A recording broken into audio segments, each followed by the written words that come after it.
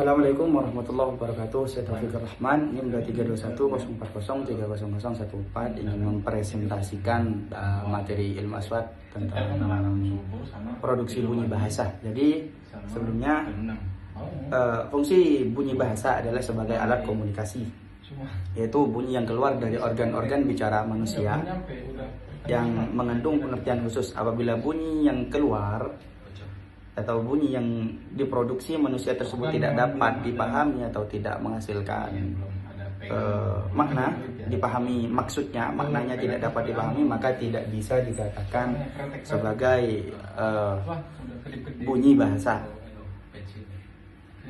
Yang kedua, saya akan menjelaskan alat-alat atau alat-alat produksi bunyi, yang mana ini ada 11. Yang pertama, rongga dada. Rongga dada ini berfungsi menekan ke arah paru-paru dengan tekanan yang sangat rapi dan tingkat yang berbeda-beda. Proses inilah yang mengakibatkan terjadinya penggalan dalam suatu kata. Terus yang kedua, sekat rongga. Sekat rongga ini berfungsi sebagai penekan paru-paru lewat tekanan terhadap rongga dada. Terus yang ketiga ada paru-paru itu sendiri. Paru-paru berfungsi untuk mengeluarkan udara yang menjadi sumber terbentuknya bunyi suara, bunyi bahasa. Terus yang keempat, saluran udara, yaitu sebuah pipa udara yang terbuat dari cincin-cincin tulang rawan yang terletak di atas paru-paru dan di bawah kerongkongan sepanjang 12 cm. Ini berfungsi dalam bicara, memiliki fungsi sebagai tempat lalunya udara, tempat lewatnya udara, yang merupakan bahan baku dari satu bunyi yang datang dari paru-paru untuk diteruskan ke rongga mulut dan rongga hidung. Terus yang kelima, pangkal tenggorokan. Pangkal tenggorokan ini adalah rongga di ujung saluran pernapasan. Pangkal tenggorokan ini memiliki fungsi untuk mengeluarkan udara dari paru-paru. Rongga tersebut dapat membuka atau menutup. Jika rongga tenggorokan itu membuka, maka itu dapat menghasilkan bunyi vokal. Sebaliknya, jika rongga itu tertutup, maka itu akan menghasilkan bunyi konsonan. Terus yang keenam, faring. Faring ialah rongga yang terletak di antara pangkal-pangkal tenggorokan, rongga mulut dan rongga hidung. Fungsi utamanya adalah sebagai saluran makanan dan minuman dalam membentuk bunyi bahasa.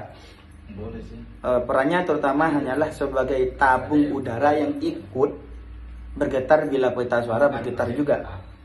Terus yang ketujuh, langit-langit lunak atau disebut dengan velum, beserta bagian ujungnya, yaitu anak tekak atau ufula. Dalam menghasilkan bunyi bahasa dapat turun atau naik. Ketika bernafas normal, langit-langit lunak dan anak tekak tersebut turun, sehingga udara dapat leluasa melalui hidung, termasuk ketika membentuk bunyi nasal.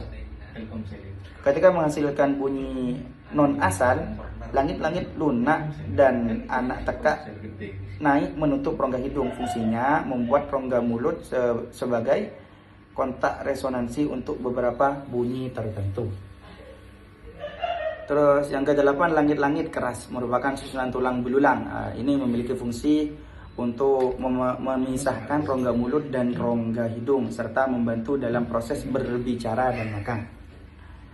Yang ke-9, gigi. Fungsi gigi sebagai organ bicara sangat jelas karena merupakan penghambat udara yang datang dari paru-paru, sehingga tidak keluar secara serentak dari rongga mulut.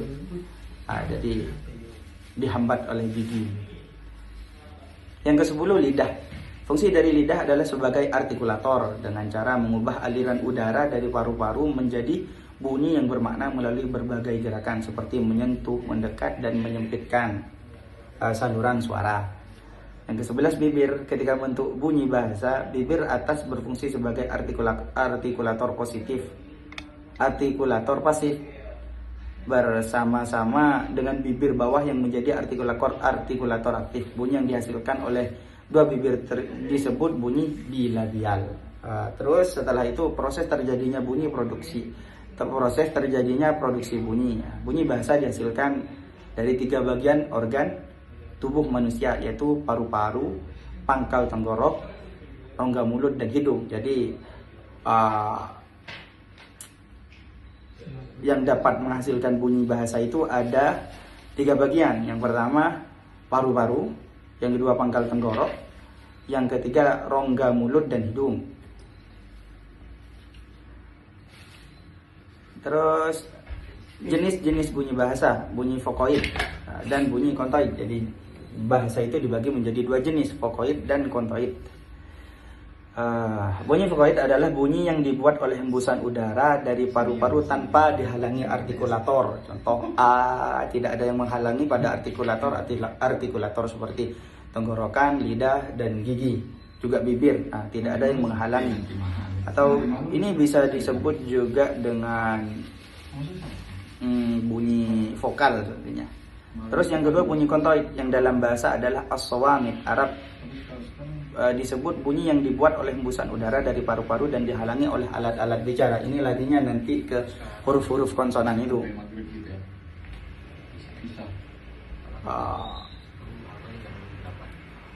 Setelah itu jenis-jenis bunyi bahasa itu ada 2. Bunyi bahasa berdasarkan saluran udara, menahan arus udara atau tidak menahan. Jadi adanya hambatan atau tidak adanya hambatan itu dibagi menjadi 2, yaitu vokal dan konsonan. Vokal adalah bunyi bahasa yang arus udaranya tidak terhalang oleh alat-alat artikulator. Kalau konsonan itu sebaliknya. Jadi kalau konsonan itu hembusan udara dari paru-paru itu terjadi halangan di alat-alat artikulator seperti pengucapan huruf-huruf Arab ijahi, huruf-huruf Arab seperti bilang atha. Huruf atha di sini ada penghambatan di bagian ujung antara gigi tha ini contohnya. Nah, kalau konsonan seperti harokat panjang kayak a, u, itu i gitu. Jadi tidak ada hambatan, tidak ada penghambatan suara pada alat-alat artikulator. Demikian yang bisa saya sampaikan, kurang lebihnya mohon maaf. Assalamualaikum warahmatullahi wabarakatuh.